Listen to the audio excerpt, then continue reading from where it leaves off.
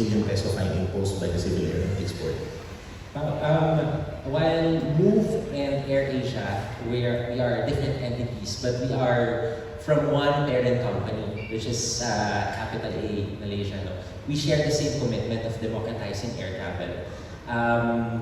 Ibig sabihin lahat kami, committed kami to making sure that prices remain very, very affordable in airfare. In fact, if you check AirAsia, yung price ng ticket namin going to Tacloban, it's very reasonable and affordable. As I mentioned, we've been offering double-digit promos. Meron kaming piece of fare once in a while. Meron din kami ngayon, specifically 560 peso one-way base fare to Tacloban. So, we leave it to Move. I believe they're very much capable of responding to the concerns ng CAB. But what you can expect from us sa AirAsia is we will continue our mission ever since it started, yung AirAsia sa Kuala Lumpur.